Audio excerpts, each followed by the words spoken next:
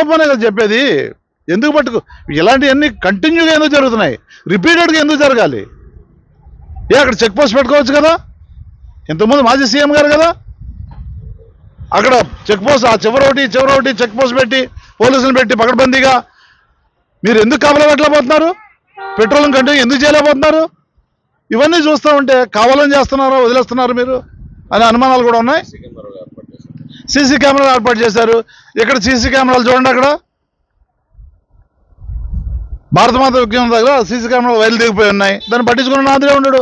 అంటే పెట్టామని పెట్టి వైర్లు తగ్గిపోయినా కూడా పట్టించుకోకుండా మీ ఇష్టం వచ్చినట్టు వదిలేస్తున్నారా?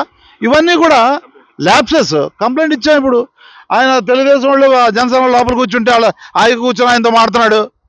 ఇక్కడ మేము కంప్లైంట్ ఇవ్వడానికి వస్తే ఇక్కడ ఖాళీ లేదు మాట్లాడతా. తర్వాత నేను చెప్పా, మీకు నచ్చినప్పుడు పిలండి, నాకేం ప్రాబ్లం లేదు. ఎప్పుడైనా మీరు అన్ని పనులు చూసుకొని మీరు ఫ్రీ అయిన తర్వాత నన్ను పిలండి, నేను వస్తా. సిఐ గారు చెప్పారు ఈ విషయం. వాళ్ళు కూర్చొని మాట్లాడుతున్నారు, తెలుగుదేశం వాళ్ళు జనసేన వాళ్ళు. అంటే అది ఎక్కడ నాకు అర్థం కాదు. అంటే వాళ్ళ గురించి పనిచేస్తున్నారు మీరు. ప్రజలు వచ్చినప్పుడు వాళ్ళు పార్టీలకు సంబంధం ఉంటుంది. వచ్చిన వాళ్ళని కూర్చోబెట్టి మాట్లాడటమా లేదని మరీ తీసుకొని 2 నిమిషాలు, మేము 2 నిమిషాల కంటే ఎక్కువ మాట్లాడాలా. నిమిషంన్నర ఉంటుంది నేను మాట్లాడింది.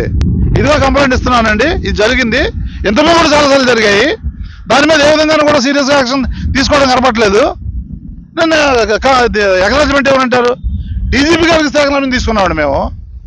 నిన్న కాకుండా additional DG law and order ఆయన ఎక్నాలజ్మెంట్ తీసుకున్నాము. మీరు ఎక్నాలజ్మెంట్ ఏమంటారండి? అంటే మీ సొంత రూల్స్ ఏమన్నా చేస్తారు ఇక్కడ?